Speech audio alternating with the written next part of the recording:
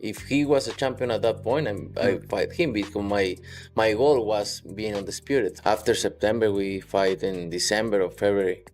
We gonna see. I never talked to them about it, but we will see. To the world, I'm the best in the world. So it's like, imagine you've been working your whole fucking life, you've been working your ass off to get this promotion, and this fucking dude doesn't want to give you this promotion. You know what I mean? Because once you fight a person like Canelo, right? I have my fair amount of fans. But once I fight him, and if I beat him, I steal all his fans, and now I'm become the number one. And that's really the only way you can prove you're number one. The actual champion of any division. It's not his fault. He hasn't been given the opportunity. I mean, he may have been the best fighter in multiple divisions, but he's never proven that he is the champion by beating the champ, because he's been frozen out of those fights. The problem is Benavidez is now using the same excuse to avoid fighting Opetaia as Canelo used to avoid fighting Benavidez. Like I said, if you interview him, just ask him that for me. I will. Did you get reach up? How many times have they been trying to reach? No, I like fucking hear crickets. Nothing back, you know? So why are you talking all this and doing this and doing that, you know? Let's sit down, you know? Canelo Alvarez broke his silence on David Benavidez as a potential opponent, while Max Kellerman intensified the debate by accusing Benavidez of avoiding Jai Opetaia, sparking major controversy. He has to build himself up. What does he really bring to the table? I'm looking for legacy fights. Canelo's chasing sanctioning body belts and all that stuff, but it was all nonsense. And Canelo, who's never ducked anyone in his career, except Benavidez at super middleweight, was wrong. And Benavidez should have gotten his shot. And right now, I believe Benavidez is wrong, and he should fight Jai Opetaia, the cruiserweight champion of the whole wide world. What do you think, Teo? Yeah, I think I actually agree with you on this one, Max. I think, honestly, Benavidez should just go after the ring and face Jai Opetaia. I mean, why not? I mean, overall, it should be a better fight. People want to see it already. Max Kellerman went further, labeling Benavidez as not a real champion and criticizing him for allegedly avoiding Opetaia, whom he claims is the only true competitive threat in the cruiserweight division. And also the logic that he's using. Well, I'm after legacy stuff. Does he think that some sanctioning body, that a belt confers some special status actually on a fight? Who are the two best cruiserweights in the world? It is obvious to everyone. Jai Opetaia, David Benavidez. So the thing to do is to find out who's better. Mike Coppinger pointed out that the WBC has ordered Benavidez to face Noel McCallion, while also claiming Benavidez previously avoided both Bivol and Beterbiev at 175 pounds, opting instead to fight Morrell. On Friday with Noel McCallion and Jai Opetaia, right? Jai Opetaia and Noel McCallion in talks for a fight later this year, looking at September maybe, for Ring Magazine Zuffa title, and of course, Noel has the WBC title as well, and then the WBC swooped in. And you say, of course, I have no idea who So holds the WBC swooped in on Friday and made an unusual move, not unprecedented, but very unusual, and they ordered Noel McCallion to defend the title against Benavidez, who's a unified champion. So we'll see what happens there. But look, I agree with you. I want to see Benavidez against Opetaia, and Benavidez was not ducked to 175. He was generously offered the Bivol fight. He was offered the Benavidez fight. He wanted. In response, Jose Benavidez Sr. claimed he is proof that it is not his son avoiding the fight, but rather Opetaia and his team, who have allegedly been ignoring calls and messages and refusing to make contact. 68. You're right. If he's offered, you're right, Bivol was willing to fight him. Yeah. Bivol is not a ducker No. anyway. Yeah. He's not a ducker. Neither Beterbiev, obviously. And he's not a ducker. David's not a ducker at all. No, he's not. He's not. He's a monster, not a duck. Real quick. But this is a duck. I don't think so. No. I don't think so. This is what's called boxing. I watched Loma do the same thing to T.O. Right? He made him, he had to earn all that stuff. You kept calling him out. Well, I had to get a world title. You're not ready yet. You're not ready yet. And then when he got his chance, he whooped him. Okay? Keith Thurman did the same thing back to Spence back in the day. They always talk about it. And then I watched Spence do the same to the Crawford. You got to earn the right to fight me. But you're getting all mixed up. Hold on. Spence and Crawford, just because that happened and that was wrong. Bivol, fresh off a victory, had his father step in to shut down Benavidez's claims that he hurt Bivol in sparring. The narrative shifted, with growing pressure suggesting Benavidez I gave him a concussion, focus bro. on Ask him. Opetaia, I don't. while Bivol's the future best because remains you feel that you are the best, and you got to prove it to everybody in the ring. So that Opetaia stands out as the fight everyone is demanding for Benavidez. You know, I've been talking to his manager. I've been trying to talk to him. They're not responding to phone calls. I sent Opetaya, listen, I know you want to fight. Help me out. Get me to your manager. Let's talk about this fight. You know, give me here's my number. Tell your manager to call me. Let's make it happen. You know, the thing is sometimes, you know, these fighters, they want to fight, but the managers and the team knows that he's not ready for David. So that's why they're not reaching up. And I'm going to show you. I got proofs. I'm going to tell you right now. You're only the first one that's hearing this right now. You know, I reach up to them. I call Dana White also. He's not responding. I got it.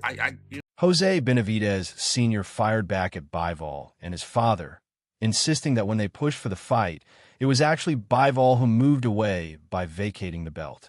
He argued the narrative painting Benavidez as avoiding challenges is unfair, pointing to moments when the opportunity was already there, and stated Benavidez is still ready to face anyone.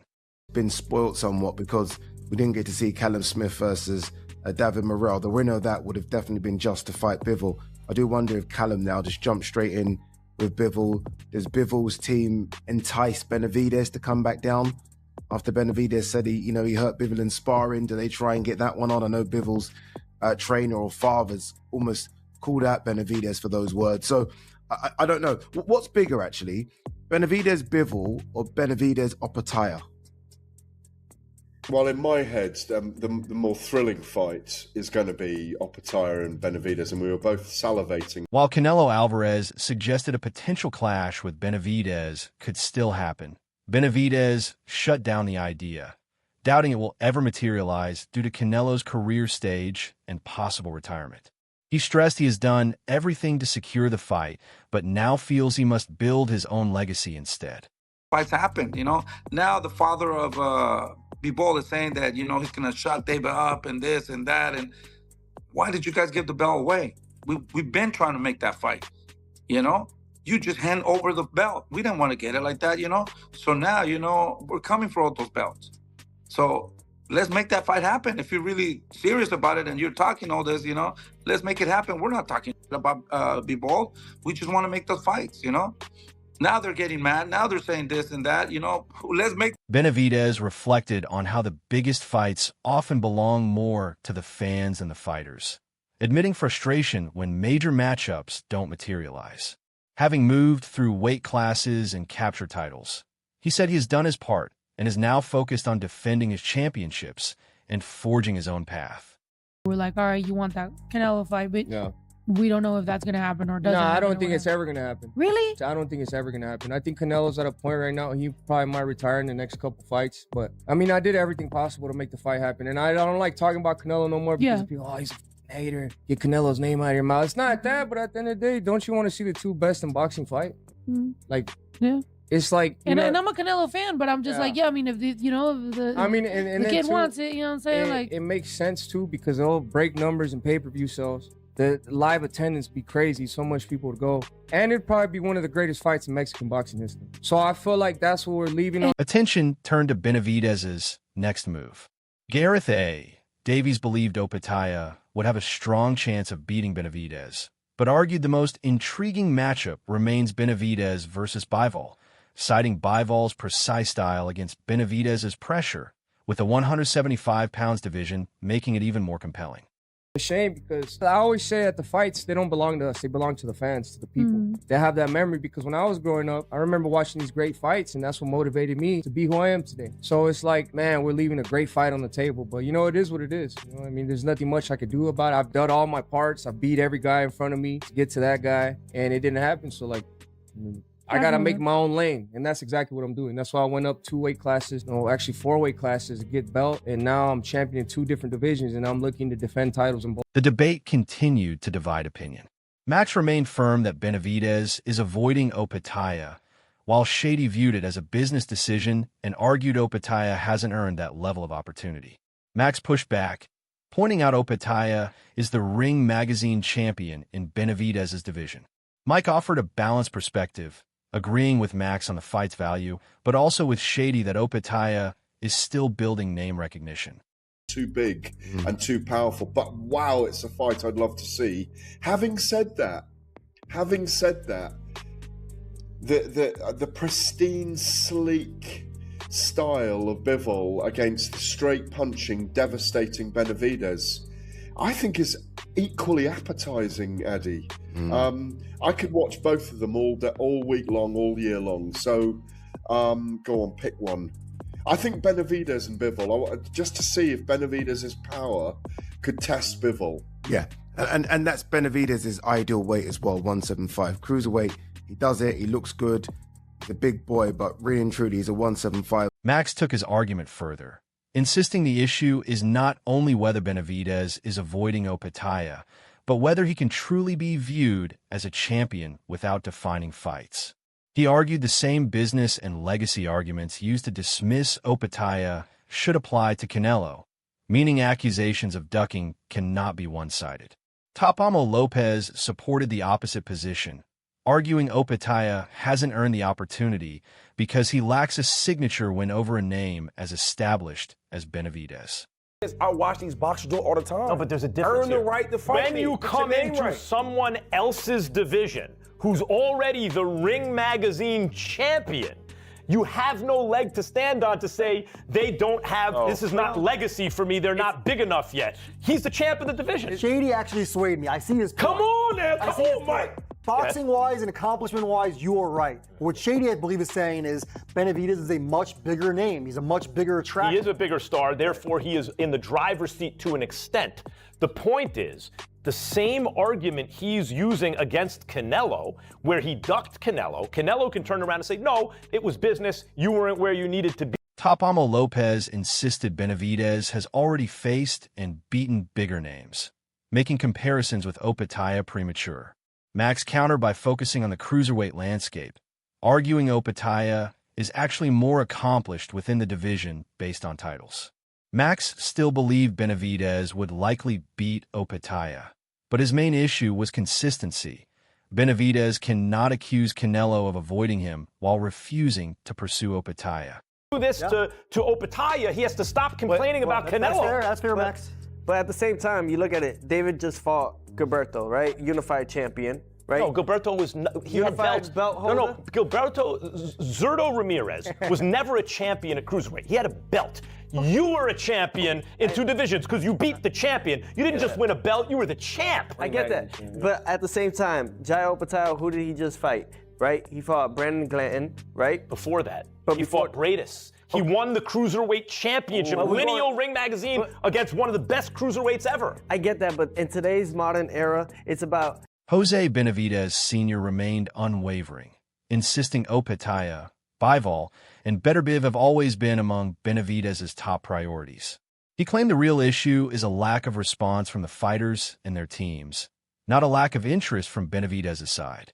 He challenged anyone interested to negotiate directly, arguing Benavidez is chasing legacy-defining matchups, not easy paydays, and that some names use Benavidez for attention while stepping away when serious negotiations begin.